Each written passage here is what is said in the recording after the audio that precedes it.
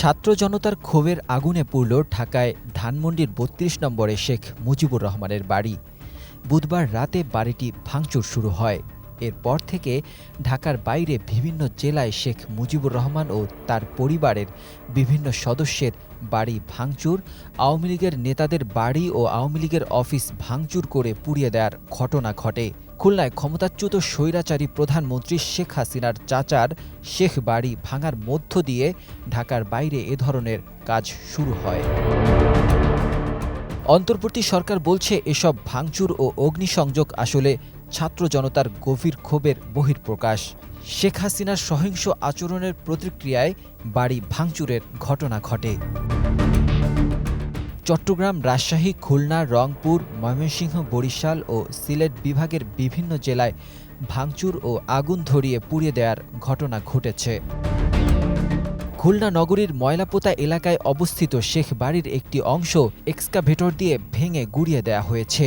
বাড়িটি ক্ষমতাচ্যুত স্বৈরাচারী প্রধানমন্ত্রী শেখ হাসিনার চাচা শেখ আবু নাসেরের। এ বাড়িটি শেখ হাসিনার চাচাতো ভাই সাবেক সংসদ সদস্য শেখ হেলাল উদ্দিন সহ পরিবারের সদস্যরা বসবাস করতেন। মূলত ওই বাড়ি থেকেই পদ্মার এপারের আওয়ামী লীগের রাজনীতি নিয়ন্ত্রিত হতো। গত বছরের ৪ই আগস্ট প্রথম দফায় বাড়িটিতে আগুন ধরিয়ে দিয়েছিল ছাত্র জনতা। এদিকে কুষ্টিয়ায় বুলডোজার দিয়ে ভাঙা হয়েছে আওয়ামী লীগের যুগ্ম সাধারণ সম্পাদক ও কুষ্টিয়া ৩ আসনের সাবেক সংসদ সদস্য মাহবুবুল আলম হানিফের বাড়ির একটি অংশ। এই বাড়িটিতেও গত ৪ই আগস্ট ও ৫ই আগস্ট ভাঙচুর চালিয়ে আগুন ধরিয়ে দেওয়া হয়েছিল। বরিশালে বুধবার রাত থেকে বুলডোজার দিয়ে সাবেক মেয়র ও নগরীর আওয়ামী লীগের সাধারণ সম্পাদক সাদিক আবদুল্লাহ এবং প্রবীণ আওয়ামী লীগ নেতা আমির হোসেন আমুর বাড়ি ভাঙা শুরু হয়। আজ বৃহস্পতিবারেও বুলডোজার দিয়ে বাড়ি ভাঙা চলছিল। সাদিক আবদুল্লাহর বাবা সাবেক সংসদ সদস্য আবু হাসানাত আবদুল্লাহ বরিশাল জেলা আওয়ামী লীগের সভাপতি ও ক্ষমতাচ্যুত সাবেক প্রধানমন্ত্রী শেখ হাসিনার ফুফাতো ভাই। বুধবার রাত ২টার দিকে বরিশাল নগরের বগুড়া রোডে আমির হোসেন আমুর বাসভবন বুলডোজার দিয়ে ভাঙা শুরু হয়। বৈষম্যবিরোধী ছাত্র আন্দোলনের নেতাকর্মী ও শিক্ষার্থীরা সকাল পর্যন্ত ৩ তলা বাড়ির একতলার নিচের অংশ ভেঙে ফেলেছেন।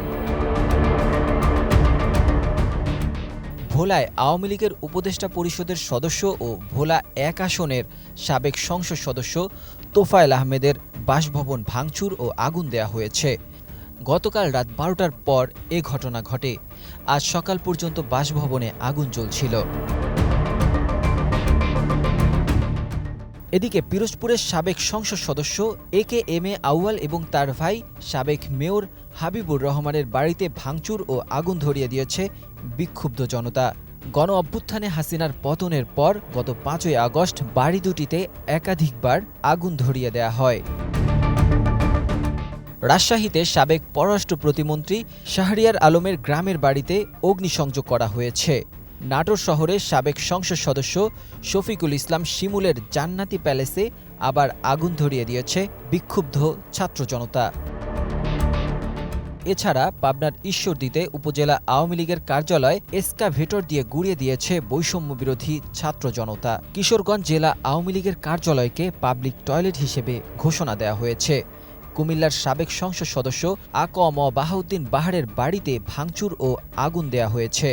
আত্মগোপনে থাকা আওয়ামী লীগের সাধারণ সম্পাদক ওবায়দুল কাদেরের নোয়াখালীর কোম্পানিগঞ্জে উপজেলায় গ্রামের বাড়িতে হামলা, ভাঙচুর, অগ্নিসংযোগ ও লুটপাট চালিয়েছে বিক্ষুব্ধ ছাত্র জনতা। এছাড়া সিলেট, সুনামগঞ্জ, রংপুর, রাজশাহী, পাবনা, ময়মনসিংহ, চট্টগ্রাম, নারায়ণগঞ্জ, চুয়াডাঙ্গা ও যশোরসহ বিভিন্ন জেলায় শেখ মুজিবুর রহমান ও শেখ হাসিনার মুরাল এবং নামফলক ভাঙচুর করা হয়েছে। ডেস্ক রিপোর্ট, ২১শে টেলিভিশন।